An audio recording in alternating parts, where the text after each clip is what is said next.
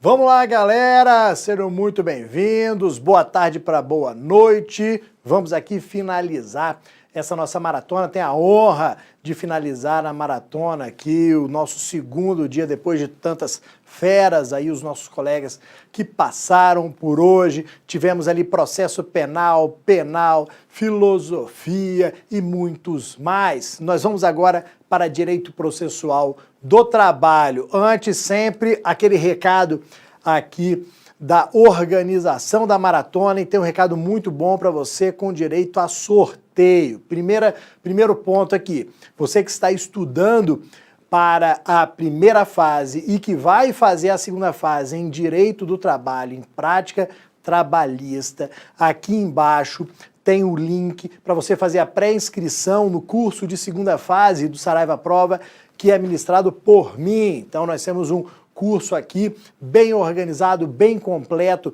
para a segunda fase em prática trabalhista. O link está aqui embaixo para pré-inscrição. Qual que é a vantagem da pré-inscrição? Você garante a sua vaga e garante ali descontos extras, ok? Então, se você tem interesse, clica no link que está aqui embaixo em algum lugar. Segundo recado que está relacionado também à segunda fase de prática trabalhista. Pode ser que você ganhe hoje essa segunda fase. Como assim? No final da aula, então você vai esperar até o último minuto ali, no final da aula, nós teremos um sorteio de um curso de segunda fase prática trabalhista. Então depois eu vou falar com vocês como é que vai ser esse sorteio bem bacana. Aqui a galera do Saraiva, a prova, criou uma forma bem bacana aqui para você ganhar este curso, ok? Depois nós vamos para esse assunto. E aí separei para vocês aqui vários pontos que estatisticamente mais caem na nossa prova, que podem cair na prova de amanhã, ou seja, que podem te ajudar na aprovação de amanhã. A gente tem certeza, a gente trabalha para isso, nós fizemos 2 dias de maratona intensa aqui, porque nós acreditamos e sabemos que você vai passar na prova de amanhã, você vai fazer pelo menos os 40 pontos necessários para a aprovação. Se nós confiamos em você, você tem que confiar ainda mais. Vá para a prova de amanhã sabendo que você vai arrebentar, que você vai conseguir, que você vai ser aprovado. Daqui a pouco você vai ser aprovado na segunda fase também, tá bom, galera? Antes de nós entrarmos nos slides aqui na nossa matéria, aquele abraço especial para a galera lá do Espírito Santo, de Vitória, de Vila Velha. Eu moro lá em Vitória. Um abraço para a galera da UVV, meus alunos lá da UVV, que estão sempre assistindo aqui, me perseguindo, como eu brinco. Então, abraço especial para a galera aí da Universidade de Vila Velha. Vamos lá, meus amigos, separei alguns itens aqui, como eu disse, com base em estatísticas, ou seja, aquilo que mais caiu na prova da OAB. Nós temos alguns pontos em processo do trabalho que são mais cobrados, como, por exemplo, recursos. Recursos é um ponto da matéria que você tem que dar uma olhada, tem que ver ali alguns entendimentos, porque é o assunto que mais caiu até hoje. Depois a gente fala de liquidação e execução, também já caiu bastante, e assim sucessivamente. Então montei a nossa aula aqui, destacando esses pontos e destacando também aquilo que seria o mais novo. A gente sabe que o mais novo em processo do trabalho é o que foi inserido pela reforma trabalhista. E nós já vimos que as últimas provas pós-reforma trabalhista trouxeram vários aspectos aqui, várias mudanças. Então a FGV ela vem testando aqui nos exames, exame pós-exame, se você está atualizado, se você sabe o que mudou na legislação trabalhista e com algumas pegadinhas. Nós vamos, inclusive, mesclar a teoria com a prática. Eu vou trazer aqui vários pontos teóricos, vamos rever vários pontos teóricos e vamos trazer também algumas questões do exame passado para nós vermos como que é o nível de cobrança, qual que é eventual pegadinha que a banca adora colocar. Exatamente para você não cair nessa pegadinha, você arrebentar amanhã. Então, 2 pedidos agora. Se você está assistindo ao vivo essa maratona, se você está com a gente aqui, tira uma foto, posta lá, marca o Saraiva Aprova, marca lá o Instagram, @SaraivaAprova, para eles repostarem. E amanhã, depois da prova, depois que saiu o gabarito, fez mais de 40 pontos, passou, a gente tem certeza que você vai conseguir. Passou, vai lá, marca de novo o Saraiva Aprova, coloca a sua pontuação ali e vamos estudar. E aí, segunda-feira, começa o estudo para as práticas que vocês escolheram. Lembrando, ó, se é prática trabalhista, você pode sair da aula de hoje com um curso grátis ali. Imagina se você ganha este sorteio, hein? Então, vamos lá, pessoal. Começando aqui, sem mais delongas, na tela, o primeiro ponto que eu trouxe para vocês está relacionado a audiências. O que eu coloquei para vocês ali? Um dos artigos mais importantes que nós temos em relação às audiências, que é o artigo 843, que vai tratar da representação das partes. Quando nós falamos da representação das partes, a ideia que nós temos é o quê? Presença de reclamante, de reclamado, a gente lembra ali de preposto, a gente lembra ali de possibilidade de representação. Então, primeiro ponto que eu coloquei para vocês que está aqui na tela, ó, comparecimento pessoal. A regra geral sobre representação das partes em audiência é o comparecimento pessoal. Só que imagine que você, reclamante, não pôde comparecer à audiência. Então hoje era o dia da sua audiência, você ficou doente, você não pôde comparecer.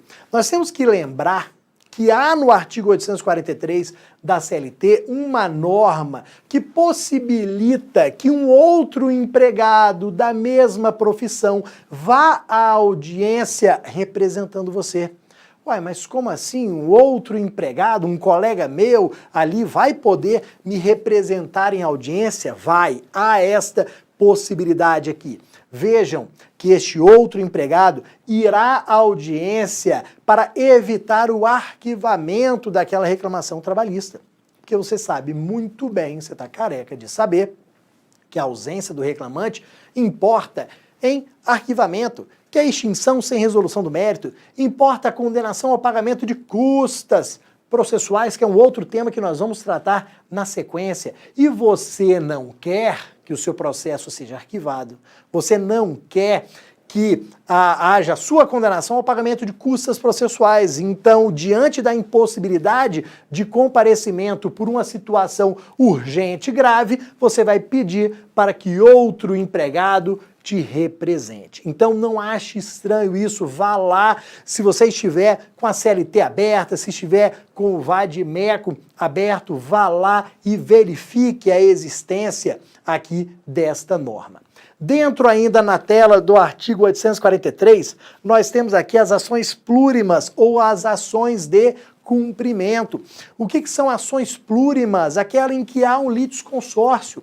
Imagine que uma ação foi ajuizada por 100 reclamantes. 100 empregados de uma empresa ajuizaram uma ação em litisconsórcio. Imagina se eu exigisse a presença de cada uma delas. Não.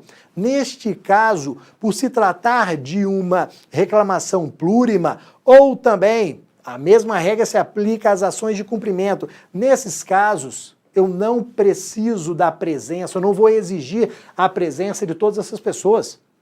Por quê? Porque o sindicato poderá representá-las. Então é uma situação em que o sindicato representa diante ali do grande número de reclamantes e até de uma dificuldade que existiria para alocar todas as pessoas lá na Justiça do Trabalho. Então falou em ação plurima, falou em ação de cumprimento, o sindicato pode representar.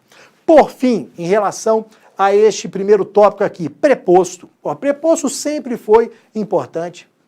Para a prática, para a nossa prova, preposto é fundamental, principalmente depois da reforma trabalhista. Você sabe o seguinte, que a empresa reclamada pode ser representada por um preposto. Há esta possibilidade. E este preposto, após a reforma trabalhista, não precisa ser empregado. Não se exige mais que o preposto seja considerado empregado daquela empresa. Esqueçam isso. Ah, mas tinha uma súmula do TST. Ó, se você for lá ao site do TST, a súmula até está lá. Se você for ao Vadimeco, ela ainda está lá. Mas esqueçam isso, ela não mais se aplica. Então, preposto pode ser qualquer pessoa que tenha o quê? Conhecimento dos fatos. Então, é qualquer pessoa que tenha conhecimento dos fatos que vai lá representar a empresa. E o detalhe, o que ela disser vai ser considerado dito pela própria empresa, pelo dono da empresa. Por quê? Porque o que é dito pela empresa, pelo preposto, vincula o proponente. Essa é uma regra que nós também temos no artigo 843 da CLT. As declarações do preposto vão obrigar o proponente. O que for dito pelo preposto é considerado dito pelo dono da empresa. Isso daqui é fundamental para a gente. Então, o primeiro ponto que nós temos aqui sobre audiência trabalhista seria este artigo 843. Aí a gente aproveita, olha um pouquinho para baixo ali e encontra o 844. 844 vai falar o quê? Da ausência dessas partes. Ah, isso é batido, isso é antigo, mas cai. Às vezes a gente deixa de lado aquilo que aparentemente não tem novidade nenhuma e cai. Então, o 844 da CLT continua sendo importante em todos os seus aspectos. Vejam que eu tenho a ausência e as consequências da ausência da parte. Hoje é a audiência. O reclamante não foi. E não foi ninguém representando nada. Simplesmente fizeram o pregão chamar o reclamante Bruno. Cadê Bruno? Ninguém sabe. Parece até aquele meme do carinha, né? Olha assim, cadê Bruno? Ninguém sabe. E aí? O que vai acontecer com essa reclamação trabalhista? Está na tela, arquivamento. Nós teremos o arquivamento da reclamação. Se o reclamado não comparece, foi feito o pregão ali, empresa alfa, pô, ninguém da empresa alfa, os sócios não estão, o preposto não está, o que acontece? Revelia. E a gente sabe que a revelia traz aquela presunção de veracidade dos fatos afirmados na petição inicial. Ou seja, não é uma regra, mas é quase certa uma condenação. O réu revel, geralmente, ele é condenado. Não é 100% das vezes, mas geralmente é. Então, eu tenho o arquivamento e eu tenho a revelia. Sobre o arquivamento, qual que é a novidade, qual que é a última situação que nós tivemos aqui em relação à mudança da legislação? Vejam o que eu coloquei na tela para vocês, a possibilidade de justificar esta ausência em 15 dias. Isso veio com a reforma trabalhista. Então, eu não compareci à audiência de hoje. Ela foi arquivada. Eu tenho 15 dias para justificar essa minha ausência. Ó, trago ali em 15 dias, por exemplo, um atestado médico que demonstra que eu estava internado, que eu estava doente. Qual vai ser a consequência aqui? Por que eu tenho grande interesse de comprovar essa minha impossibilidade de comparecimento? Por que eu quero tanto justificar a minha ausência? Porque eu quero me livrar das custas processuais. Porque você sabe que o arquivamento traz consigo a condenação ao pagamento de custas. Agora, se em 15 dias eu justifico, eu me livro dessa condenação, eu fico isento dessa condenação ao pagamento de custas processuais. E ficar isento da condenação ao pagamento de custas processuais é algo fundamental para mim, porque eu quero reajuizar a ação, obviamente. Eu vou reajuizar a ação. E para reajuizar a ação tem que pagar as custas. Então eu quero me isentar para poder ajuizar sem pagamento algum. Se eu não justifico em 15 dias. Se a justificativa não é aceita, o que vai acontecer? Ó, Bruno vai ter que tirar do bolso, vai ter que desembolsar um valor, vai ter que pagar as custas do primeiro processo para que o segundo seja aceito. Perfeito, galera? Muito cuidado com isso aqui, principalmente porque é prazo. Tranquilo? Depois, último ponto dessa tela, ó, atestado médico. Eu vou trazer um atestado médico, vou juntar um atestado médico. Ok. Só que a gente tem um detalhe aqui, um detalhe importante. Não é todo e qualquer atestado médico que vai justificar a ausência. Porque o TST tem uma súmula antiga, mas é importante, já caiu em prova aqui, que ela exige uma atenção especial daquele atestado. Não pode ser qualquer atestado. O que tem que constar naquele atestado ali, meus amigos? A súmula 122 diz que o atestado tem que demonstrar a impossibilidade de locomoção. Então eu até posso apresentar o atestado médico, mas pela súmula 122, o atestado médico tem que demonstrar a impossibilidade de locomoção naquele dia. Aí tem alguns exemplos meio idiotas, reconheço, mas que servem no dia da prova, que vai que isso cai na prova, você vai lembrar do exemplo meio tosco, meio bobo, tal, o camarada que tá cheio de furúnculo no sovaco, nossa, mas tá mal, cheio de furúnculo, tá, aí tá andando assim, não consegue nem abaixar o braço, tá?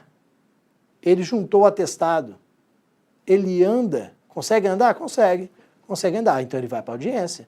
E aí, serve? Não, não serve. Ah, ele quebrou os dois braços, quebrou o pescoço. Tá bom, ele vai lá com os dois braços enfaixados, com o pescoço caindo, pescoço mole, mas ele consegue ir à audiência. Então, toma cuidado com este detalhe aqui. E a gente sabe que a prova, ela é feita exclusivamente de detalhes. Tá bom, meus amigos? Já coloquei na tela aqui, porque maratona é rápida, a gente não perde tempo. Já coloquei na tela outro tópico ali, custas processuais.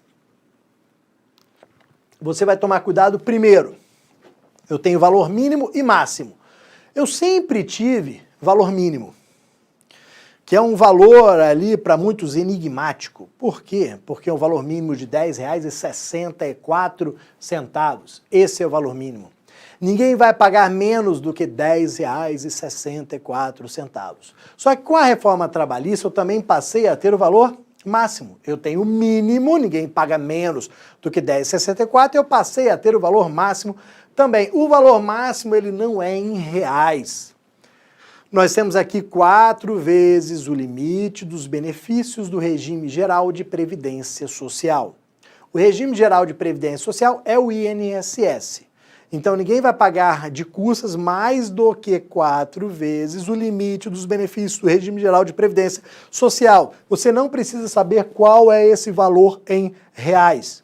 Você só precisa saber que são 4 vezes o limite dos benefícios do regime geral de previdência social. Só isso, que é o INSS, ok? Então mínimo 10,64, máximo 4 vezes o limite dos benefícios do regime geral de previdência social. Percentual e base de cálculo. Isso daqui já caiu já. É importante? É fundamental. Qual é o percentual das custas? Eles vão colocar 5%, 10%, 1%, não, 2%. Artigo 789 da CLT fala em custas 2%. Essa é a nossa regra geral. Só que quando eu falo em 2%, é óbvio que daí você me pergunta o quê? 2% do quê? Ou seja, qual que é a base de cálculo? A base de cálculo que tem ali algumas situações, algumas possibilidades. Eu tenho sempre 2%. 2% do quê? Qual é a base de cálculo? Pode ser 2% do valor da causa. Pode ser 2% do valor da condenação. São as situações ali mais comuns. Então, digamos que a minha ação foi arquivada. Eu faltei à audiência, houve o arquivamento, eu fui condenado ao pagamento de custas. Quanto de custas? 2% do valor da causa, porque houve o arquivamento. Ou então, olha para mim aqui, ó, 2% do valor da causa quando houver improcedência. Todos os pedidos foram julgados improcedentes, não foram com a minha cara, improcedência de todos os pedidos, 2% do valor da causa.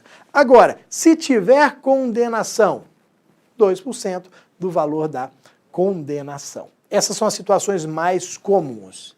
Mas, Bruno, eu sei que na Justiça do Trabalho tem muito acordo. E se tiver acordo?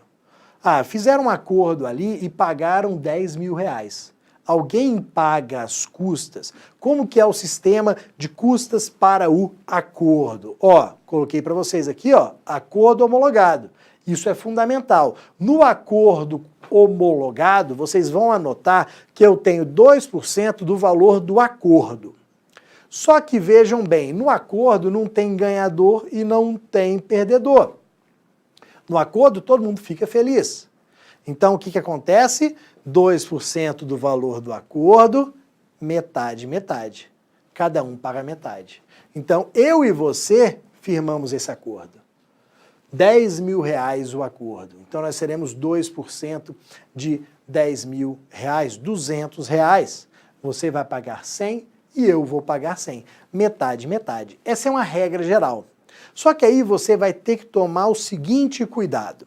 Leia a questão. Se a questão envolver essa situação, você vai ler a questão e vai observar se as partes criaram alguma regra especial ou não sobre esse assunto. A questão vai dizer se houve algum acordo entre as partes também em relação ao pagamento de custas, ou se nada foi falado. Se nada tiver sido falado, é essa regra de metade, metade que eu acabei de falar para vocês. Então, 10 mil reais do acordo, ponto. Não falou nada. Não falou sobre como que vai haver esse pagamento, quem vai pagar. Então, é 2% sobre o valor do acordo, metade, metade. Agora, se eles afirmarem que existe ali dentro do acordo uma cláusula, um acerto sobre esse pagamento, aí vai valer este acerto, independentemente de qual seja. Por que eu falo independentemente de qual seja? Porque pode ser que no acordo conste a informação de que o ex-empregado, o reclamante, vai pagar a integralidade das custas. Vale? Vale. Nossa, mas que absurdo, o reclamante, o ex-empregado vai pagar as custas todas? Vai. Se está no acordo assim, perfeito. Então pode ser que o reclamante pague tudo, que o reclamado pague tudo, que um pague 30%, o outro 70%, o que tiver ali é válido. Não tem nada? 50-50. Tem acerto? Segue aquele acerto. Tá bom, meus amigos? Na sequência, o que eu coloquei para vocês? Beneficiário da justiça gratuita. Por que eu coloquei esse beneficiário da justiça gratuita? Porque também houve mudança no padrão estabelecido para saber quem tem direito. Por isso a pergunta, quem possui direito à justiça gratuita? A reforma trabalhista mudou o padrão. Antes, nós adotávamos o salário mínimo. Antes da reforma, nós falávamos, se você receber até dois salários mínimos, você tem direito à justiça gratuita. Hoje não se fala mais em salário mínimo. Qual é o padrão agora? Lembra do limite dos benefícios do regime geral de previdência social, do INSS? Então, é o mesmo. É o mesmo padrão. Então agora nós vamos falar o seguinte, quem recebe até 40% desse limite dos benefícios do regime geral de previdência social tem direito à justiça gratuita. É por presunção, pobre não pode gastar com as custas processuais. Então, até 40% do limite dos benefícios do regime geral de previdência social tem direito ao benefício da justiça gratuita. Só que vamos imaginar o seguinte, eu tenho aqui o João, que é parte, que recebe mais do que os 40%. Eu vou jogar aqui que ele recebe 3 mil reais, 3.500 reais. É mais do que os 40%. Num primeiro momento, ele não teria direito a esse benefício da justiça gratuita. Só que ele pode ter necessidade da mesma forma, porque apesar dele ganhar um pouco mais, ele tem uma renca de filhos. e aí ele não tem condição financeira. Não quer dizer que por ganhar mais do que os 40%, o camarada tem dinheiro para pagar as custas, não. Pode ser que ele não tenha. Só que aí, qual que é a grande diferença? Aquele que ganha até os 40%, eu presumo que ele não tem condição financeira. Para aquele que ganha mais do que os 40%, ele vai ter que comprovar. Nos termos da súmula 463 do TST, ele vai ter que comprovar. Súmula 463, ele comprova. Só que o comprovar aqui eu vou colocar entre aspas, porque quando a gente fala em comprovar, a gente começa a pensar um monte de documento, recibo disso, daquilo, imposto de renda. Não, nada disso. Esse comprovar aqui é apresentar aquela declaração de pobreza, aquela declaração de hipossuficiência que todos vocês conhecem, de núcleo de prática jurídica, aquela declaração de pobreza. Isso que seria o comprovar para aquele que recebe mais de 40%, ok? E aí um detalhe importante que eu botei na tela também para vocês. Eu tenho ali, ó, a concessão de ofício ou a requerimento em qualquer tempo e grau de jurisdição. Isso porque, ó, é bem comum haver o requerimento no início. Lá na petição inicial, você já apresenta a declaração de pobreza, você requer o benefício da justiça gratuita. Isso é o normal. É o que muitas vezes a gente aprende a fazer na faculdade, na prática jurídica ou na prática simulada de sala de aula. Ó, você tem que requerer o benefício da justiça gratuita na petição inicial. Só que na nossa teoria aqui, a gente não está na prática ainda, na nossa teoria aqui, mesmo se não houver esse requerimento, o juiz pode deferir de ofício. Se o juiz perceber que a parte não tem condição, ele vai lá e defere. Ué, mas não tem pedido, não tem problema, o juiz atua de ofício. E mais, não houve requerimento ou deferimento no início, no curso do processo pode. Pode, porque essa situação de hipossuficiência ela pode surgir ao longo do processo, pode surgir num segundo grau de jurisdição. A pessoa não tinha essa condição financeira ali ruim, digamos assim, no início do processo, mas passou a ter no curso do processo, passou a ter quando o processo estava no segundo grau, lá no TRT, no TST, você pode ter esse deferimento? Pode. Tranquilamente. Não há essa limitação. A CLT determina aqui esse deferimento a qualquer tempo e grau de jurisdição. Então, mais um tema importante para a gente aqui, custas processuais, benefício da justiça gratuita. A gente tem vários números ali, algumas mudanças da reforma trabalhista, súmula, então isso é sempre importante. Aqui um parênteses, porque eu falei de súmula do TST. Se a gente pega questões de exames anteriores, nós vamos ver que muitas são respondidas com base em súmulas do TST, algumas em OJs do TST. Então é sempre importante a gente conhecer o entendimento sumulado do nosso Tribunal Superior do Trabalho, porque muitas vezes ele que acaba atualizando, ao interpretar, atualiza ali a nossa legislação. Perfeito, galera? Então, vamos, ó, mais um ponto. Ônus da prova agora. Artigo 818 da CLT. O que é esse artigo 818? O que esse artigo 818 traz para gente, ó?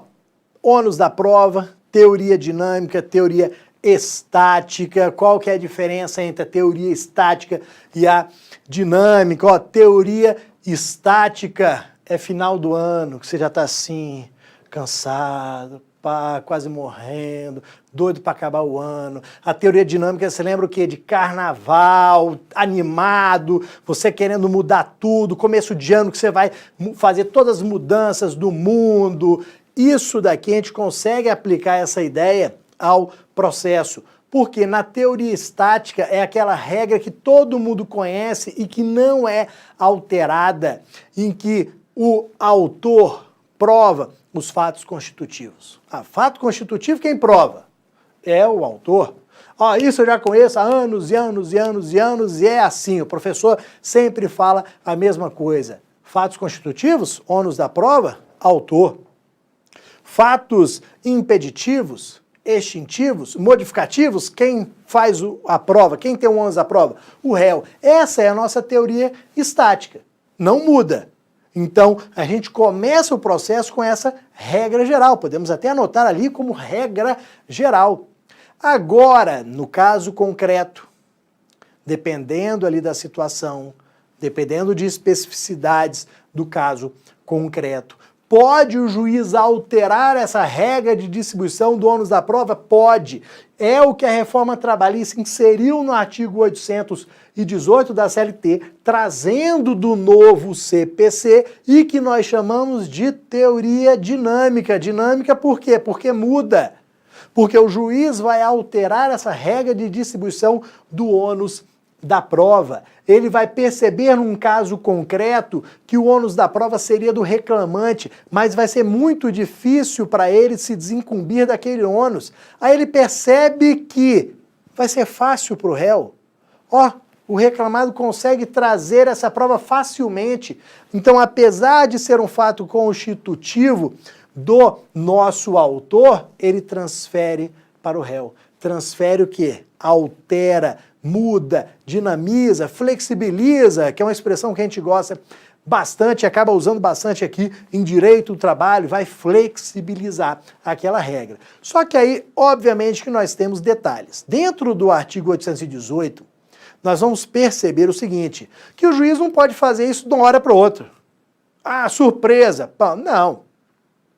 O juiz, ele tem que analisar essa possibilidade no início da instrução, para que o réu, por exemplo, que ficou surpreso com essa flexibilização, possa produzir a prova. Não pode ser de uma hora para outra, não pode ser lá na hora de decidir, não, tem que ter previsibilidade. Então, no início da instrução, ele defere essa mudança, essa alteração, e é óbvio, como ele vai trazer uma exceção, como ele vai criar uma exceção, tem que ser o quê? Fundamentado. Decisão fundamentada, ok? De forma aqui que as partes possam analisar eventual recurso a ser utilizado futuramente. Perfeito? Ó, momento para modificar as regras do ônus da prova, falei no início da instrução. Isso é um ponto muito importante para nós evitarmos nulidade processual. Por que eu falo, por que eu frisei e coloquei na tela ali a questão do momento? Porque a gente não pode ter decisão surpresa, a gente tem no processo a vedação à decisão surpresa. Eu não posso chegar lá no final do processo e ter essa surpresa. Ah, então agora você deveria ter provado o fato X. Eu não, pela regra geral, não cabe a mim. Não, mas eu estou flexibilizando agora. Claro que não. Por isso que o momento é o quê? Início da instrução. Perfeito? E já que estamos falando de provas, olha ali na tela, produção da prova testemunhal. Nós temos aqui um dos meios de prova mais importantes que existe no processo. Produção de prova testemunhal, pode anotar esse artigo 825 da CLT, ele é fundamental para a gente. Ele vai tratar ali do próprio procedimento para a produção dessa prova. Detalhe, a gente aqui em processo, principalmente em virtude do histórico do processo civil, do antigo CPC, a gente sempre ficou muito atrelado à questão de intimação prévia de testemunha. No antigo CPC, que aí vigorou por décadas e décadas e décadas, de 73 até 2015, a gente sempre esteve muito atrelado à ideia da parte apresentar o rol de testemunhas, dizendo quem são as testemunhas, para o juiz intimar para o comparecimento na audiência. O CPC era assim, no antigo CPC era assim, algo extremamente formal. Eu apresentava o rol de testemunhas, pedia para intimar, o juiz intimava e a testemunha comparecia. Só que se nós lermos o artigo 825 da CLT, nós vamos perceber que a regra é totalmente diferente. Vocês podem anotar que no processo do trabalho não tem rol prévio de testemunhas. Não tem intimação prévia de testemunhas. Não tem essa história aqui no processo de trabalho de peticionar falando quem são as testemunhas. Não tem essa de colocar na petição inicial quem são as testemunhas pedindo ali para intimá-las. Não, não tem rol prévio e não tem intimação prévia. Então, como é que vai funcionar aqui essa história? O artigo 825 da CLT simplesmente diz que as testemunhas vão comparecer independentemente de intimação ou notificação. Mas como que a minha testemunha vai comparecer? Como é que ela vai ficar sabendo da nossa audiência? Eu vou simplesmente pedir para que ela compareça. Pô, dona Maria, você poderia comparecer no dia tal, às tantas horas, tem a minha audiência, ajuizei ação face da empresa para provar isso, você sabe que acontecia, que eu era perseguido, que eu era humilhado, e aí você poderia ir àquela audiência para ser minha testemunha? Aí digamos que a dona Maria diga, tudo bem, estarei lá, pode contar comigo, porque eu sei que havia realmente aquela perseguição, que você sofreu muito, estarei lá. Pá! No dia, às tantas horas, está lá a dona Maria, vai ser ouvida, a prova dela, o depoimento dela vai ser feito, tudo direitinho, ponto. Não houve rol prévio, não houve intimação prévia, ela compareceu independentemente de intimação ou notificação, como diz o artigo 825 da CLT. Só que toma cuidado agora com a pegadinha. Digamos que a dona Maria não tenha comparecido. Tô lá na audiência e nada, dona Maria, e começa a ficar nervoso, ligo para ela, não atende, mando WhatsApp, nada, e aí cadê dona Maria? E aí é feito o pregão. Processo número tal, reclamante Bruno, aí o caraca, ferrou. Dona Maria não veio. Se a dona Maria não comparecer, o que pode acontecer? A pegadinha aqui que você não vai cair é a seguinte. A FGV afirmaria que, neste caso, cabe condução coercitiva. Você vai falar, não, FGV, eu não vou cair nessa. Não cabe condução coercitiva. Mas por que não cabe condução coercitiva? Porque ela não foi intimada judicialmente.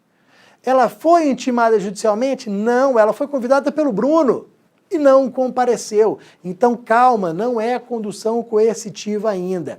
O que vai acontecer é o seguinte, vai ser feito o pregão, o Bruno vai se sentar à mesa de audiência, serão realizados os primeiros atos processuais na hora que for iniciada a instrução, que o juiz perguntar se eu tenho testemunha, eu vou falar, excelência, tenho testemunha sim, dona Maria, ela falou que viria, mas não veio. Requeiro a intimação dela.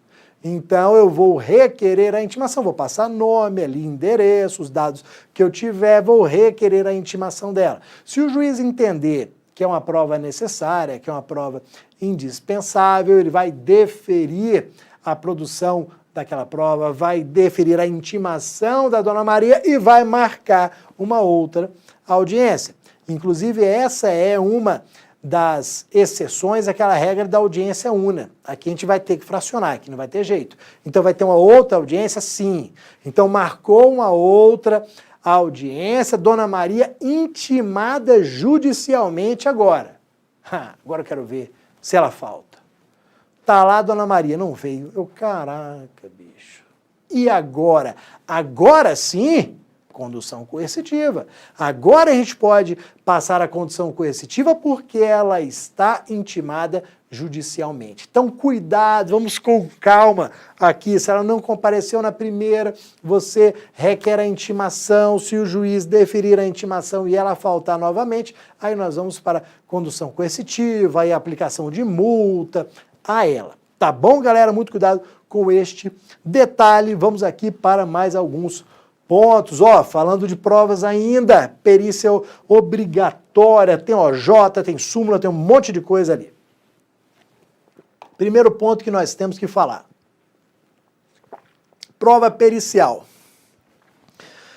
Você não vai ver prova pericial em todas as ações. Não, não acontece em todas as ações. Na maioria das vezes, os processos, eles são decididos com base em prova documental, depoimento pessoal e prova testemunhal. Na maioria das vezes, a prova é feita por documentos, por depoimento das partes e por testemunhas.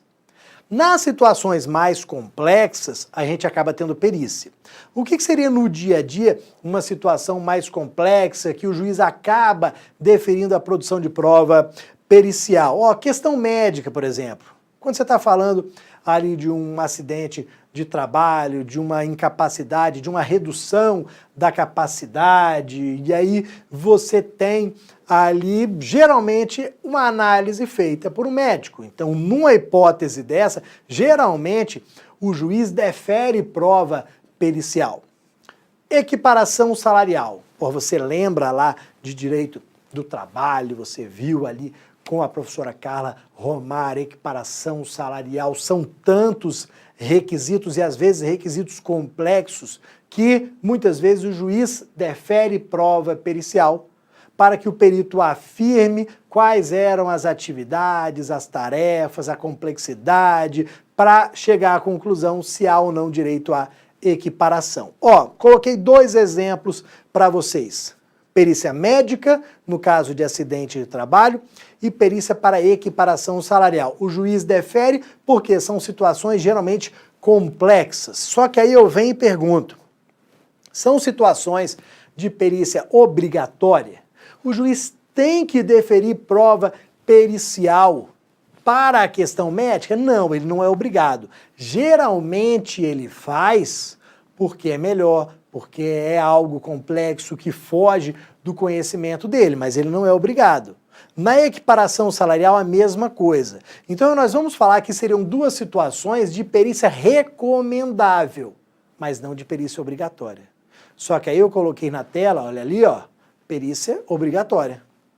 Artigo 195 da CLT. Olha ali as 2 situações do 195 da CLT. Quando que a perícia é obrigatória? Ali, ó, insalubridade e periculosidade. Falou em insalubridade, o pedido é de condenação ao pagamento de adicional de insalubridade. Pediu a condenação ao pagamento de adicional de periculosidade, tem que ter prova pericial, a perícia é obrigatória. O próprio legislador entendeu que a perícia seria o único meio aqui de fazer essa prova, de se chegar à conclusão se havia ou não algum agente insalubre, qual era a quantidade dele, se a insalubridade era mínima, média, máxima. No caso da periculosidade, se estava presente a situação de periculosidade.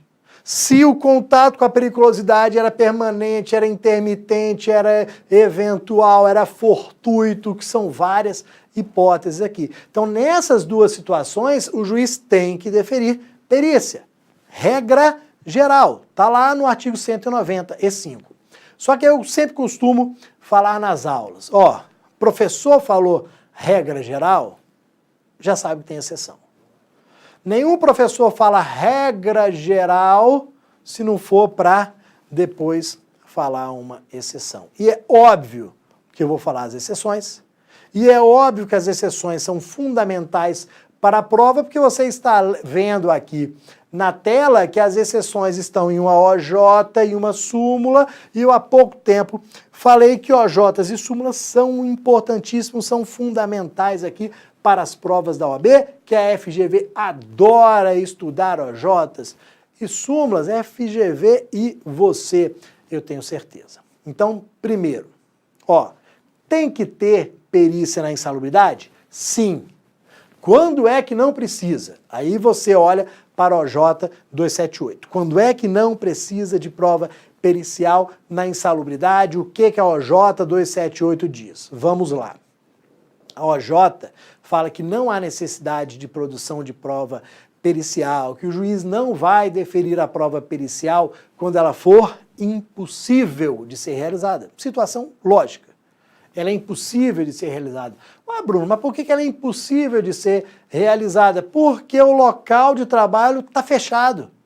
A empresa faliu, quebrou, fechou.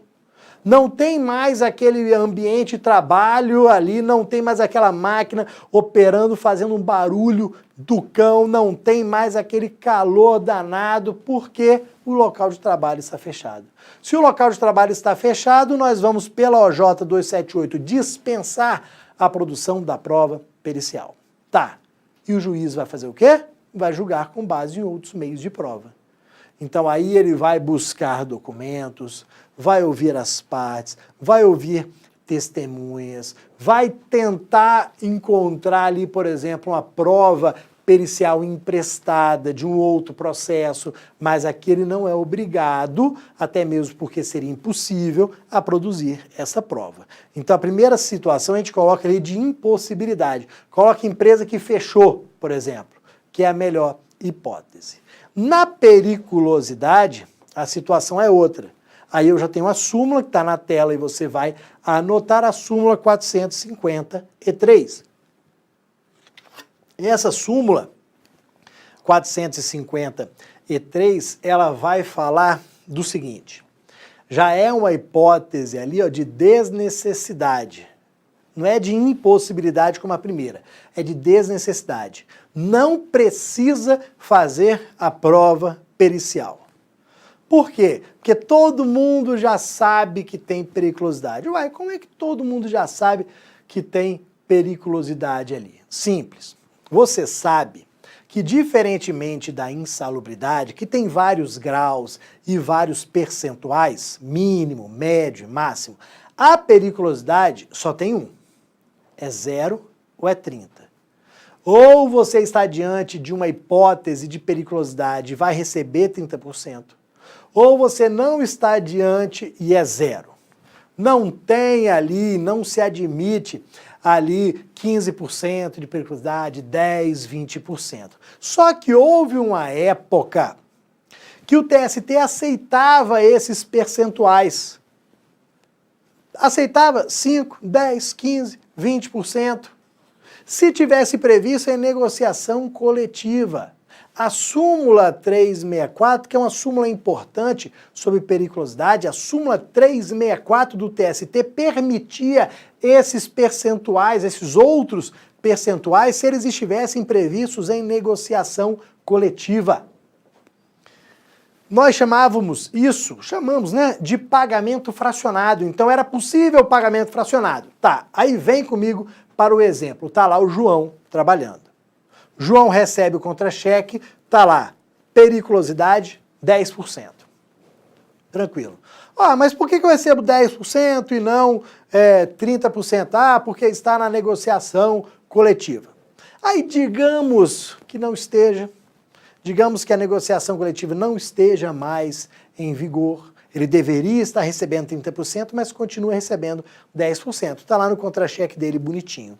Aí depois ele ajuiza a ação trabalhista. Ó, quero receber 30%. Eu recebia 10%, tenho direito de receber mais 20% para chegar aos 30%. Tá bom. Chegou na audiência. O juiz olhou assim, ah tá, periculosidade, ok. Na hora que ele está analisando e ele fala assim, ah, periculosidade, o advogado da empresa, a primeira coisa que ele fala, ó, tem que ter perícia.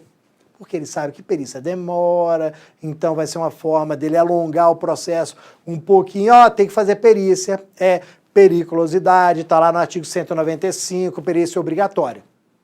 O juiz começou a analisar, pensar, refletir com ele mesmo. Ele, rapaz, espera aí, tem contra-cheque da empresa pagando 10% de periculosidade. A perícia seria para verificar se existe ou não a periculosidade. Pô, mas se a empresa está pagando periculosidade, é porque ela, obviamente, existe. O fato aqui não é se existe ou não periculosidade. Na verdade, o que eu, juiz, tenho que analisar é se a periculosidade estava sendo paga corretamente ou não. Se ele tem ou não direito a essa complementação. Ou seja, a perícia não é aqui necessária porque o fato ele é incontroverso. Ou seja, não existe dúvida sobre o trabalho em situação de periculosidade. você está afirmando e está demonstrando que a empresa pagava periculosidade. O que o juiz vai fazer? Dispensa a perícia, não precisa. A hipótese aqui eu coloco que é de desnecessidade, como eu já falei, não precisa de produzir aquela prova pericial. O juiz vai simplesmente analisar se os 10% estavam corretos ou não. Se ele concluir que a empresa estava pagando errado, condena ao pagamento de mais 20% para chegar aos 30% da nossa lei. Perfeito, galera? Então, falou sobre pagamento espontâneo de adicional de periculosidade, o camarada que recebia tantos por cento de periculosidade inferior aos 30%, se liga nisso daqui. A questão é sobre isso e não há necessidade de produção de prova pericial. Tá bom, meus amigos? Ó, na sequência, vamos lá. Rito sumaríssimo. Rito fundamental, importantíssimo pra gente, procedimento muito bom, do dia a dia. E aí eu te falo o seguinte, ó, por que você tem que conhecer o rito sumaríssimo?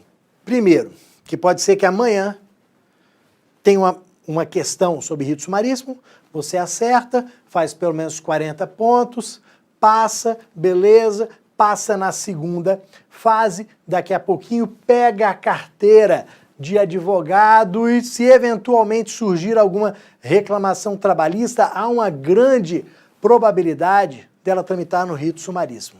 Por quê? Por causa do valor da causa. Ela vai até 40 salários mínimos. Então você fez as contas ali, aquele seu cliente, ele teria direito de receber 30 mil, 35 mil, ó, rito sumaríssimo. E querendo ou não, no início da atividade é muito mais provável chegar em demandas de 20, 30 mil reais do que de 1 milhão, 2 milhões. Porra, tomara que chegue ali uma de milhões e milhões e milhões para você, ó. Mas a gente sabe, e aí sendo bem humilde ali, pé no chão, a gente sabe que vão chegar ali várias menores, praticamente todas, do rito sumaríssimo. E aí aproveita que eu falei e anota a competência. A competência aqui do rito sumaríssimo é para as ações de até 40 salários mínimos. Nem tinha colocado isso daqui na nossa tela, mas anota aí, ó, rito sumaríssimo no processo do trabalho é até 40 salários mínimos. Até anota para não confundir com nenhum outro procedimento, nem do processo civil, não. Sumaríssimo no processo do trabalho, até 40 salários mínimos, ok? Depois nós vamos ver uma questão pegadinha, daqui a pouquinho. Eu coloquei uma questão pegadinha aqui sobre este rito sumaríssimo, sobre essa competência de 40 salários mínimos, por isso que eu vou deixar para falar daqui a alguns minutinhos, quando nós estivermos analisando a questão, tá bom? O que eu coloquei para vocês na tela aí? Primeiro ponto, eu coloquei o artigo 852B da CLT, que fala de notificação por edital. Existe notificação por edital no processo do trabalho? Existe. A gente geralmente pensa em notificação por edital quando a pessoa está em um local incerto, não sabido. Só que se liga no detalhe. Não há possibilidade de notificação por edital neste procedimento aqui. Este procedimento não suporta a notificação por edital. Está lá nesse 852B da CLT, destaca lá, não se fará notificação por edital, incumbindo a parte autora a indicação correta e completa do endereço do reclamado. Se eventualmente for ajuizada uma ação trabalhista no rito sumaríssimo, e aí o endereço não estiver completo, não estiver correto, o que vai acontecer com essa petição inicial do rito sumaríssimo? Cuidado pelo seguinte, a FGV vai dizer, a parte será intimada para emendar a petição inicial. Nada disso, nada disso. Por pior que seja, por mais estranho que seja, por mais antieconômico que seja, você vai pegar aquele processo e vai jogar no lixo. Tchau. Se não é possível a notificação postal, porque o endereço não está correto, não está completo, eu vou pegar aquela ação trabalhista, ó, vou jogar no lixo. Porque o que a lei diz? A lei fala em arquivamento da reclamação trabalhista. Eu vou extinguir sem resolução do mérito, vou arquivar a reclamação trabalhista. Ou seja, não há previsão legal para emenda da petição inicial. Mas, Bruno, seria melhor a emenda em nome do princípio A, B e C. Deixa princípio A, B e C quando você tiver depois que você pegar a carteira da OAB. Nós temos que ser bem objetivos e práticos aqui. A emenda seria melhor? Seria. Estaria de acordo com o princípio A, B, C? Para a prova, não. Arquivamento. Extingue, joga no lixo, tchau, ajuiza novamente no rito ordinário. Tem que ser prático, o que vai cair é o que está na lei e ponto. Não fica viajando, procurando pelo em ovo, chifre em cabeça de cavalo, não tem, não, ovo não tem pelo, não procura, tá bom? Depois, ó, incidentes e exceções que serão decididos de plano na audiência. Incidentes e exceções serão decididos de plano. Por isso que eu tô meio barrigudinho, engoli ali um didos, comi ali as letrinhas, mas são decididos de plano na audiência. Ó, por isso que eu até pedi uma roupa escura para o Saraiva a prova aqui, para ver se esconde um pouco, ó, mas está lá, ó, decididos de plano, artigo 852G da CLT, mais Bruno. O que significa que incidentes e exceções serão decididos de plano na hora, na própria audiência? Surgiu uma dúvida, tem um questionamento, o réu levantou uma alegação de litispendência, por exemplo. Ah, depois eu analiso, depois nada, é na própria audiência, porque se tiver litispendência, o que vai acontecer com o processo? Ele vai ser extinto sem resolução do mérito e na hora. Nada de deixar para depois. Por quê? Se eu deixo para depois e continuo hoje praticando atos processuais nessa audiência, depois eu vou extinguir o processo. E aí qual vai ser minha conclusão? Eu poderia ter extinto antes, acabei praticando ato processual à toa. Então a ideia não é ser o mais rápido possível, ser o mais econômico possível, então vamos decidir de plano. Exceções aqui é sinônimo de defesa. Então, na sua defesa, você abriu algumas preliminares de mérito, como a litispendência, como a incompetência absoluta. O juiz tem que analisar na própria audiência. O réu suscitou a incompetência absoluta, disse que essa ação não deveria estar tramitando na vara do trabalho, que essa ação deveria ter sido ajuizada na justiça comum, por isso que o juiz tem que remeter para a justiça comum. O que o juiz tem que fazer? Decidir na hora, na própria audiência, se ele mantém na justiça do trabalho, se ele entende que a competência é trabalhista ou se ele remete para a justiça comum e evita a prática de atos processuais desnecessários. Isso aqui é realmente fundamental no nosso procedimento, no nosso rito sumaríssimo. E a sentença, galera. O que o legislador pensou aqui? Eu tenho que ajudar o juiz a julgar o mais rápido possível. Tem que simplificar as regras de julgamento para o juiz poder julgar o mais rápido possível. Como é que eu vou fazer isso? Eu vou retirar, tá lá o legislador pensando, né? Eu vou retirar aquela parte mais enjoada da sentença, aquela parte que dá mais trabalho para o juiz, que é o relatório. Relatório não é o resumo dos principais acontecimentos. O juiz tem que ficar relatando, dizendo o que aconteceu na página tal. É a parte que dá mais trabalho, que pede mais tempo, que é mais enjoada. Então o legislador pensou, ó, vou ajudar o juiz. Tira o relatório. No rito sumaríssimo, é só nele. No rito sumaríssimo, o que eu tenho? Dispensa de relatório. Não há relatório aqui. Ok, galera? Então, ó, comigo nessa câmera aqui, nos embolamos nas câmeras aqui para ver se você está ligado aqui, se você está prestando atenção comigo. É só no rito sumaríssimo. No ordinário tem que ter relatório, fundamentação, dispositivo. É só no sumaríssimo que a gente dispensa. E um detalhe, olha o artigo, coloquei aqui, o 852i da CLT.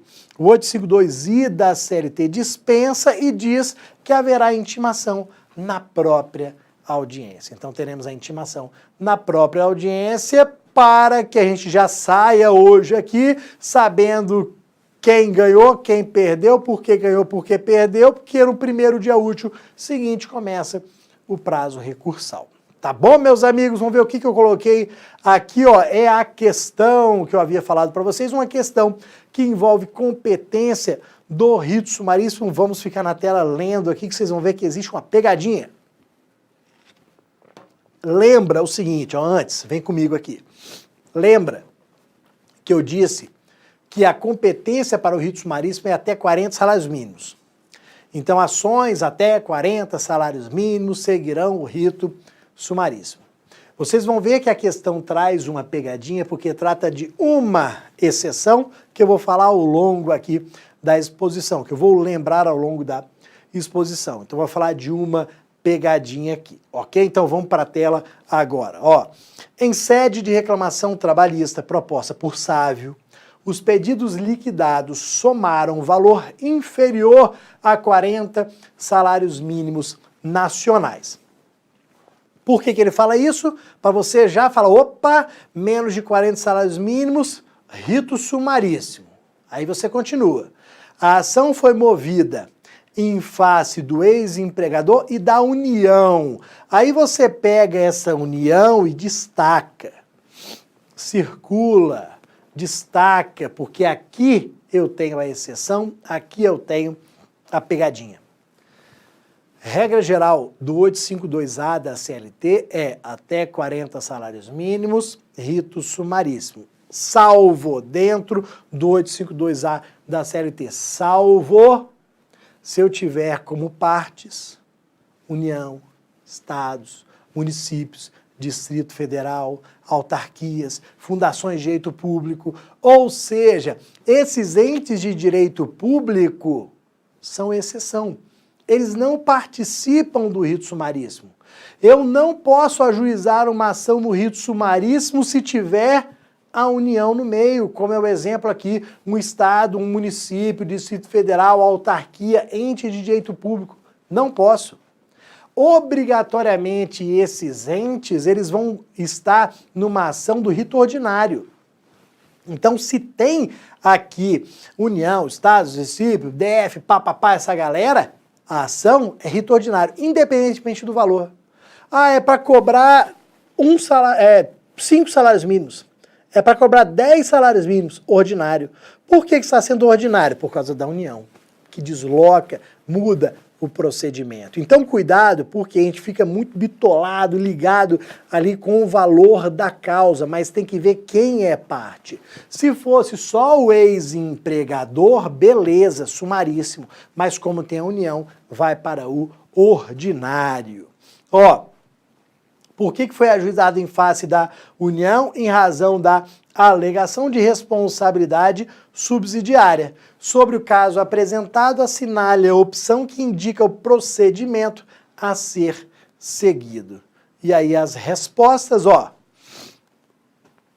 Olha a letra B de Bruno. A ação ocorrerá sob o rito ordinário, porque, em que pese o valor da causa, figura ente de direito público no polo passivo. Então, em que pese o valor da causa, apesar do valor da causa ser inferior a 40 salários mínimos, tramitará sob o rito ordinário em virtude de ter aqui no polo passivo, nós temos aí o direito público, ok? Olha a letra A, ação correrá sob o rito sumaríssimo. Não, esquece. C, a ação ocorrerá no rito ordinário, ok. Mas caso a primeira ré não seja encontrada, não será possível realizar a citação por edital, em vista da segunda ré será União. Não tem nada a ver. Ó, se vai tramitar no rito ordinário, pode ter citação por edital? Pode. Eu não tenho a citação por edital no rito sumaríssimo, mas a demanda vai tramitar no rito ordinário. Então essa C fez um bololô danado aqui. E a D, a ação ocorrerá no rito sumaríssimo, aí está errado, ainda fala em 3 testemunhas, errou também. A gente sabe que no rito sumaríssimo, vou aproveitar aqui a assertiva, a gente sabe que no rito sumaríssimo nós temos no máximo a possibilidade de ouvir 2 testemunhas, até 3 no rito ordinário, até 2 no rito sumaríssimo. Tá bom, galera? Então, muito cuidado, essa daqui foi uma questão extremamente recente que nós trouxemos. Antes de nós começarmos aqui a parte de recursos, só aquele recado para quem chegou depois sobre o sorteio do curso de segunda fase de prática trabalhista. Como eu falei antes, você pode sair hoje daqui sorteado com um curso de prática trabalhista do Saraiva, a prova que eu ministro. Fica até o finalzinho da aula, daqui a pouquinho a gente está finalizando. Essa aula fica até o final, que nós vamos ali fazer a regra, vamos trazer a regra do sorteio, um negócio bem bacana, dinâmico ali para vocês. Então fica até o finalzinho, vai que você já começa segunda-feira estudando ali prática trabalhista com a gente, tá bom? O que eu coloquei para vocês agora? Ó, recursos trabalhistas. No início da aula, eu falei que estatisticamente essa é a matéria que mais cai. Nós temos aqui maior índice de questões de recursos trabalhistas. Dentro dos recursos trabalhistas, nós temos a teoria geral e os recursos em espécie. Então, a gente tem em relação à teoria geral, eu coloquei aqui para vocês, ó, juízo de admissibilidade. Dentro da nossa teoria geral, o que é mais importante, o juízo de admissibilidade. Os pressupostos de admissibilidade. Quando a gente fala de juízo de admissibilidade, nada mais, nada menos, estamos querendo falar sobre a realização de uma análise sobre presença ou ausência dos pressupostos recursais. Quando o Poder Judiciário faz o juízo de admissibilidade, ele está analisando se o recurso ele é tempestivo ou não, se foi feito preparo ou não, se aquela parte tem legitimidade ou não, se tem interesse ou não. Então é a análise desses pressupostos recursais. E aí o primeiro ponto que nós temos aqui, ó, é a competência para a realização. Isso porque que nós temos que lembrar que no processo do trabalho, diferentemente do processo civil, a gente não pode embolar aqui as matérias. Processo do trabalho, diferentemente do processo civil, nós temos juízo de admissibilidade no primeiro grau. Aquela regra do CPC que retira o juízo de admissibilidade no primeiro grau, no juízo ACO, não se aplica ao processo de trabalho. O que eu estou querendo dizer? Digamos que o juízo do trabalho tenha proferido uma sentença condenando a empresa. Você é advogado da empresa, da sentença, você interpõe um recurso ordinário, nosso querido RO. Esse RO vai passar pelo primeiro juízo de admissibilidade na vara do trabalho. O juízo ACO vai realizar o primeiro juízo de admissibilidade. Lá no CPC não tem mais, aqui tem. Então, ó, a competência para a realização, juízo ACO realiza. Aí digamos que a vara do trabalho tenha entendido pela presença de todos os pressupostos. É o recurso cabível, está dentro do prazo, foi feito o preparo, a parte tem legitimidade, tem interesse, pontos, estão presentes todos os pressupostos. O juiz do trabalho admite o recurso ordinário, intima a parte contrária para apresentação de contrarrazões e depois remete para o tribunal. Aí eu te pergunto, chegando esse recurso no tribunal, ele vai ser distribuído para um desembargador relator, que vai fazer o quê? Segundo o juízo de admissibilidade. Vai analisar tudo de novo? Vai analisar tudo de novo. Vai ver se realmente estão presentes aqueles pressupostos de admissibilidade. Aí vamos dizer que ele tenha admitido, seja uma questão complexa, uma questão nova, que ele não queira julgar monocraticamente, que ele não veja condições legais para julgar monocraticamente. Ele decide remeter para o colegiado, para a turma da qual ele faz parte. Beleza. Chegando na turma, nós teremos o relator mais 2 desembargadores. Esse colegiado, essa turma, vai realizar o terceiro juízo de admissibilidade.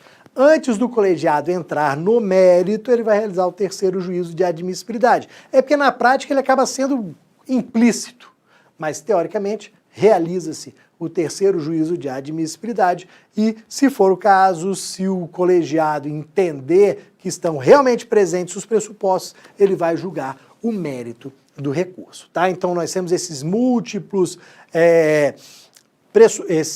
juízos de admissibilidade, e eu gosto de falar isso porque a gente tem que diferenciar do processo civil, já que amanhã vocês vão fazer a prova das duas matérias, tá bom? Qual que é o principal pressuposto de admissibilidade trabalhista para a nossa prova, para a prova da OAB? Principal pressuposto de admissibilidade? Preparo. Por que é o principal pressuposto? Porque é onde dá mais problema, dá mais dúvida, dá mais briga. Ah, mas por que tanta dúvida? Por que tanta discussão? Por que tanta briga? Porque você lembra que preparo é, ó, dinheiro. E aí botou dinheiro, começa a brigaiada. E dentro do preparo, nós temos o quê? Custas mais depósito recursal. Aquelas custas que foram fixadas na sentença, eu tenho que depositar. E eu ainda tenho que fazer o depósito recursal. Aí trouxe para vocês aqui algumas informações relevantes sobre o depósito recursal. Vamos lembrar alguns pontos aqui, sabendo que esse depósito recursal é de valores bem altos, que vão a liberar às vezes 10 mil reais, vão beirar 20 mil reais, pode ser arredondando, né? Pode ser que a parte tenha que depositar quase 10 mil reais, quase 20 mil reais para a interposição daquele recurso. Aí o primeiro ponto que eu coloquei para vocês na tela é ali, ó, condenação pecuniária. Olha a chuva de súmulas, galera. Chuva de súmulas, por isso que o assunto ele é importante. Súmula 161 do TST. Condenação pecuniária. A condenação pecuniária, ou seja, o pagamento de quantia, é a mais comum no processo de trabalho. Porque geralmente o empregado, o ex-empregado, vai em busca de dinheiro, só que não é a única. Além de condenação pecuniária, eu tenho possibilidade de condenação de fazer, obrigação de fazer, não fazer, entrega de coisa. E aí vejam, se houve uma condenação na obrigação de fazer, não fazer, entrega de coisa, e eu quero recorrer dessa condenação, eu não vou fazer depósito recursal. Depósito recursal é só quando eu tenho condenação pecuniária. Isso é explicado pela própria finalidade desse depósito recursal. Pô, por que eu tenho que depositar quase 10 mil, quase 20 mil reais? Porque este valor vai garantir a futura execução por quantia certa. Tá, eu só vou ter futura execução por quantia certa, obviamente, se eu tiver condenação pecuniária. Exatamente isso. Então, se a obrigação for de fazer, não fazer ou entrega de coisa, não tem depósito recursal. Só custas. Depósito recursal, não. Ok? Depois, ó, prazo para a sua realização. Aqui nós temos que tomar cuidado na súmula 245 do TST, porque pode rolar uma pegadinha da FGV para cima de você e aí você vai dar um nó na FGV. Olha o que acontece. Depósito recursal, ele é feito e comprovado no prazo recursal. Então você vai interpor um recurso ordinário. Quantos dias você tem para interpor um recurso ordinário aqui no processo do trabalho? Você tem até 8 dias. Então você tem até 8 dias para interpor, até 8 dias para realizar e comprovar o depósito recursal. Só que aí você é um cara extremamente metódico, extremamente organizado, não gosta de deixar nada para a última hora, e aí tá lá pelo 4º dia o seu RO tá pronto. Ó, prontinho o RO. Aí você fica, protocolo, não protocolo? Ah, vou protocolar. Só que você pensa, opa, se eu protocolo o recurso ordinário agora no 4º dia, será que eu tenho que comprovar o preparo, o depósito recursal agora no 4º dia, ou eu continuo tendo até o 8º dia? Responde aí. Você continua tendo até o 8º dia. Porque não é no ato de interposição, é no prazo recursal. Então, mesmo que você se antecipe, interponha o recurso antes, você continua tendo até o último dia, até o 8º e último dia, para realizar e comprovar o depósito recursal. É isso que nós temos na súmula 245. Tá, eu falei em 10 mil reais, eu falei em até 20 mil reais, só que nem sempre você vai interpor, você vai depositar esse valor todo, porque nós trabalhamos com limites. Pode ser que você deposite 1.000, 2.000, 3.000, 4.000, aí qual que é a lógica aqui, qual que é a mágica, Bruno? Ó, nós trabalhamos em relação ao depósito recursal com 2 limites, que eles estão na tela. Quais são os limites que eu tenho? Ó, o valor da condenação e o teto fixado pelo TST, que a gente não precisa se preocupar com o valor dele para a prova. Primeiro ponto, condenação. O que significa dizer que a condenação é um limite para a realização deste depósito recursal? Ninguém vai depositar mais do que o valor da condenação. Ponto. Simples assim. Ninguém vai depositar mais do que o valor da condenação. Se você foi condenado a pagar 2 mil reais, você vai depositar 10 mil? Óbvio que não. É o máximo que você vai depositar, é o valor da condenação. Você foi condenado a pagar 5 mil reais, você vai depositar 10 mil? Não, 5 mil, que é o máximo da condenação. Agora, numa condenação de 100 mil reais, você não vai depositar 100 mil reais, porque aí nós temos um outro limite, que é um teto fixado pelo TST. Esses valores arredondados aqui que eu estou utilizando como ilustração, de 10 mil para um recurso ordinário, de 20 mil para um recurso de revista, seriam esses tetos fixados pelo TST. O TST falou, ninguém vai depositar mais do que 10 mil reais para um RO.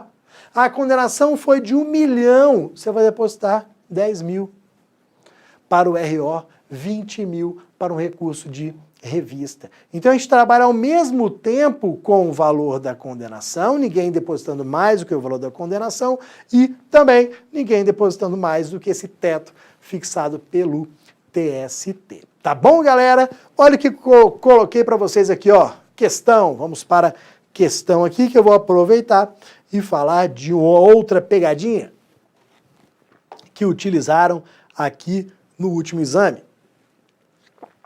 Olha ali a questão.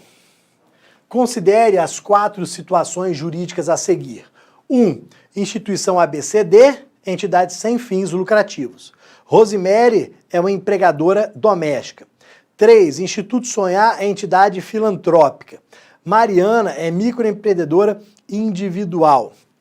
Considere que todas essas pessoas são empregadoras e têm reclamações trabalhistas ajuizadas contra si e que nenhuma delas comprovou ter as condições para ser beneficiária da justiça gratuita. Assinale a opção que indica nos termos da CLT quem estará isento. Coloca aí, destaca aí, passa um marca-texto aí na tela do computador, isento de efetuar o pagamento do depósito recursal para recorrer de uma sentença desfavorável proferida por uma vara da Justiça do Trabalho. Olha o que acontece, ele quer saber quem está isento. E das 4 situações, ele deu uma de isento e 3 de pagamento à metade. Só tem um camarada ali que é isento. Os outros 3 pagam a metade, que são regras novas que estão lá no artigo 899 da CLT, parágrafos 9º e 10º. Então, 899, parágrafo 9º e 10º, nós temos aqui, ó, aqueles que são isentos e aqueles que pagam a metade. Qual que é o único isento dessa galera aqui? Entidade sem fins lucrativos é isento? Não. Empregador doméstico é isento? Não. Entidade filantrópica é isento? É. Microempreendedor individual isento? Não. Filantrópica é a única isenta aí. As outras, elas são o quê? elas são beneficiárias da regra do pagamento à metade. Então, toma muito cuidado. E olha o detalhe, qual que era a grande pegadinha aqui, ó? Entidade sem fins lucrativos e entidade filantrópica não são a mesma coisa. São regras diferentes. Entidade sem fins lucrativos, metade. Filantrópica, tem que ser filantrópica, assim considerada para ter a isenção. Então, ó, só o Instituto Sonhar, que seria ali letra C, Instituto Sonhar, somente letra C, que nós temos ali a isenção. Tá bom, galera? E aí, continuando aqui, já partindo para a nossa parte final da nossa maratona, da nossa aula. Tenho certeza que está todo mundo ligado ainda aí, apesar do cansaço, maratona cansa mesmo, mas pode ter certeza que vocês vão chegar na aula, na prova de amanhã, vão abrir, vão começar a ler as questões e vão lembrar ali dos professores do Saraiva Prova, tenho certeza disso. Daí depois vocês mandam ali um bombom pra gente, um vinho, uma cervejinha, lembra da gente, ok? Ó, recursos em espécie. Primeiro ponto, cabimento do recurso ordinário. A gente sempre liga recurso ordinário, RO, a quê? A gente liga a sentença. Beleza, é a principal hipótese, sentença, só que a gente não pode esquecer de outras. Aí eu coloquei duas súmulas ali que vão tratar do...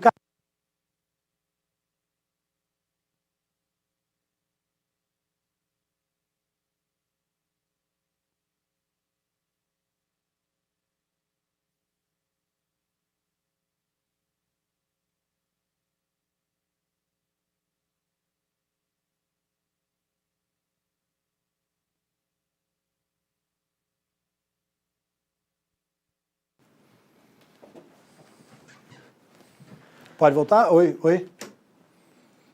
Volta em mim aqui então.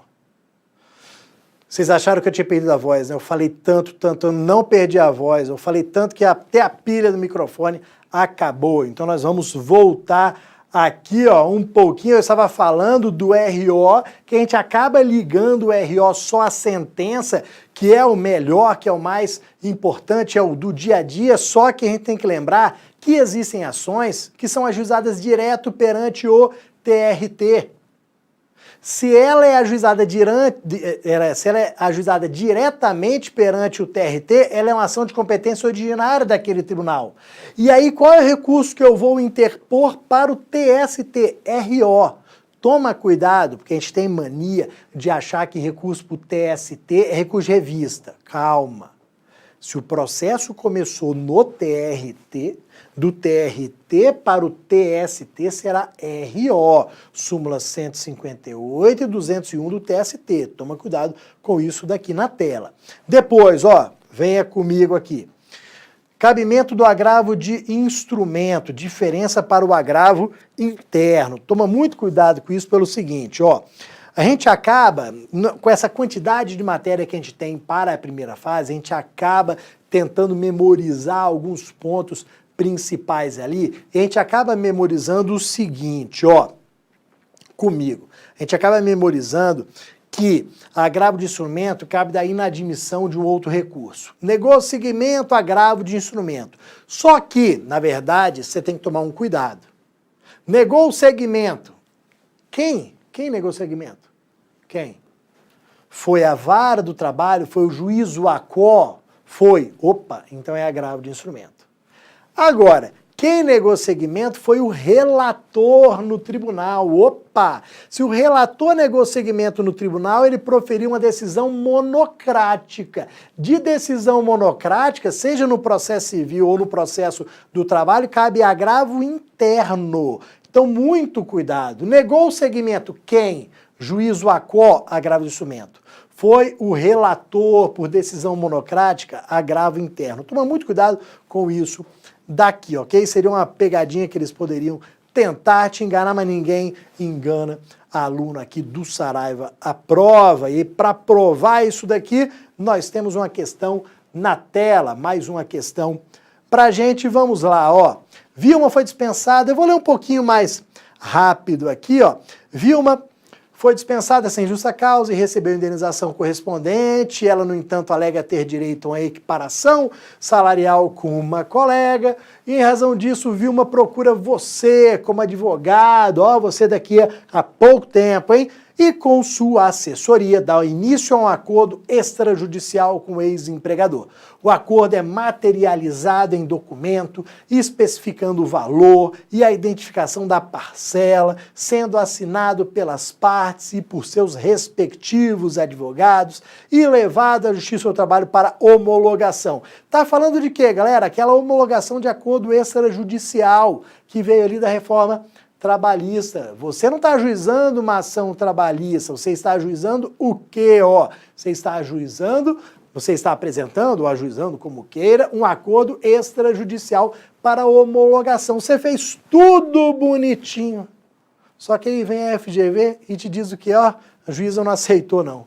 Ó, contudo, a juíza do caso nega-se a homologar o acordo, argumentando que ele seria lesivo à trabalhadora, proferindo decisão nesse sentido. Diante disso e de acordo com a norma legal, assinale a opção que indica a medida processual adequada para buscar a reforma da decisão proferida. Eles querem saber que decisão é essa. Então vejam, você apresentou o acordo ali extrajudicial para homologação, deu início ao procedimento. Se a juíza indeferiu, se ela se negou a homologar, ela extinguiu o procedimento. Se extinguiu o procedimento, ela proferiu uma o quê? Sentença. Se você vai recorrer da sentença, qual é a medida processual? De sentença, você vai fazer o quê? Ó, recurso ordinário, letra B.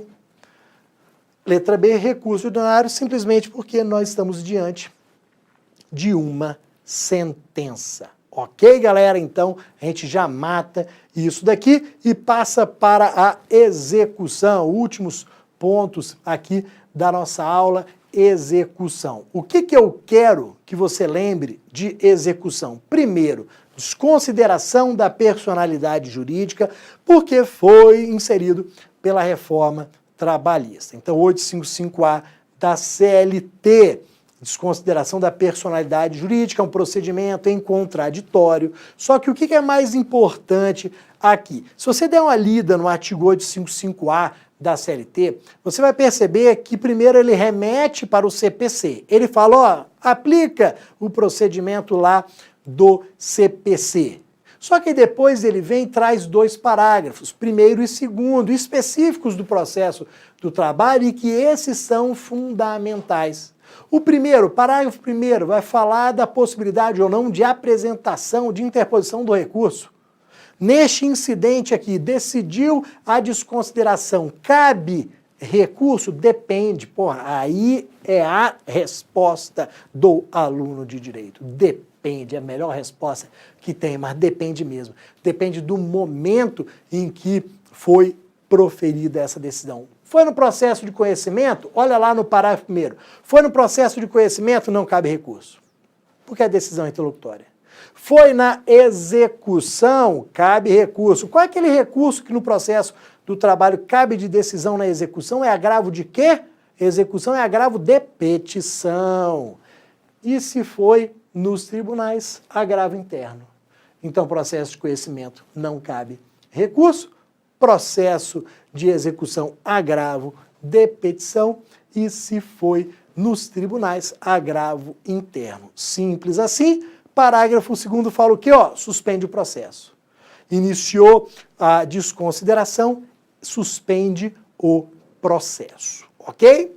Depois, ó, início de ofício da execução, 878 da CLT, só para lembrar o seguinte, o juiz, antes de iniciar a execução, ele vai parar e vai ver se a parte tem advogado ou não.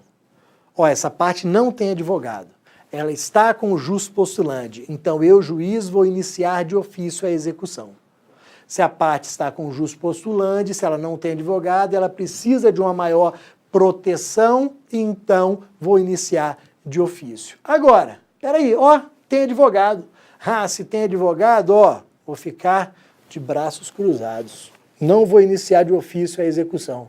Você vai ficar de braços cruzados fazendo o quê? Esperando o advogado requerer.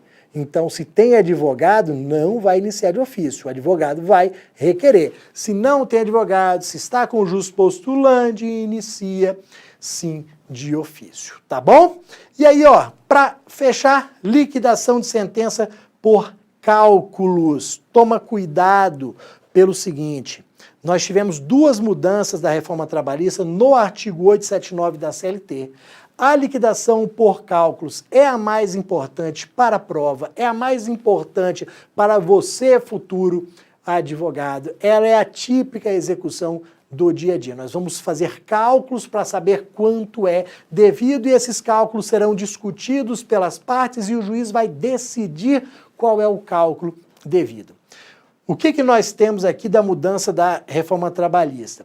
O juiz hoje, obrigatoriamente, ele tem que intimar a parte contrária para falar sobre os cálculos. Então, os cálculos foram apresentados por uma parte, por exemplo, a outra tem que ser obrigatoriamente intimada para manifestação. Não há mais faculdade, é obrigatório. Se não intimar, tem nulidade. Então, tem que intimar para a apresentação dos cálculos, ok? E o detalhe, o prazo de manifestação. Eu vou obrigatoriamente intimar essa parte contrária para ela apresentar manifestação. O prazo foi reduzido pela reforma trabalhista. Agora é um prazo de 8 dias. Então caiu de 10 agora para 8 dias para essa manifestação. Toma muito cuidado com isso. E aí na tela, para a gente finalizar, exatamente uma questão que trata disso daqui, ó. No decorrer de uma reclamação trabalhista que transitou em julgado e que se encontra na fase executória, o juiz intimou o autor para apresentar os cálculos de liquidação respectivos do que foi feito. Então, o juiz determinou que o cálculo fosse levado ao setor de contadoria para conferência, tendo o calculista confirmado que os cálculos estavam adequados e em consonância com a coisa julgada. Diante disso, o juiz homologou a conta e determinou que o executado depositasse voluntariamente a quantia sob pena de execução forçada. Vejam que mandou para o calculista da vara analisar, não mandou para a parte contrária. Ele até poderia mandar para o calculista, mas ele tem que abrir prazo para a parte contrária se manifestar. Não fez. Então houve a violação a esse procedimento. Então olha aqui, ó, diante dessa narrativa e nos termos da CLT, assinale a afirmativa correta. O que nós temos aqui? Letra A, ó, equivocou-se o juiz, porque ele não poderia homologar o cálculo sem antes conceder vista ao executado pelo prazo de 8 dias. Então, intimação obrigatória, 8 dias para manifestação. Os demais ali estão equivocados. E aí, finalizamos a nossa matéria. Vamos para o sorteio. Para você que ficou até o final, vamos para o sorteio do curso aqui de segunda fase. Vou pegar a minha cola, todo mundo preparado aí, dedos nervosos. Vocês vão pesquisar, vamos fazer uma pesquisa rápida aí, pessoal. Então, ó, nós escondemos uma imagem, é uma imagem minha, é uma imagem que eu estou assim, ó, com cara de bravo no blog do Saraiva Prova. Então, ó, www.saraivaprova.com.br/blog. Acha lá essa imagem. Vai correndo, www.saraivaprova.com.br/blog. Futuca o blog, lê o blog todo. Acha a imagem que eu estou assim, que é um banner que fala desse sorteio. Clica no banner. Vai abrir ali um formuláriozinho pequenininho, preenche esse formulário e manda. O primeiro que mandar ganhou o curso de segunda fase de prática trabalhista. Então, www.saraivaprova.com.br/blog, futuca o blog aí, acha a imagem do banner da promoção do sorteio, clica nele, vai abrir ali um formulário rapidinho, preenche e manda. O primeiro que mandar vai ganhar aqui esse sorteio desse curso de segunda fase. Terei um imenso prazer de recebê-lo aqui no nosso curso. Se você tem interesse, se você não for sorteado, faça ali a pré-inscrição no nosso curso, garanta a vaga, garanta descontos também. E aí, para fechar, galera, em nome de toda a equipe do Saraiva Prova, equipe de professores, equipe técnica, a galera que aqui está por trás ajudando os professores, eu gostaria de agradecer a presença de vocês em todas as lives que os professores fizeram, na aula da semana passada, essa aula hoje, a galera que fica firme aí, e nós temos certeza que vocês serão aprovados.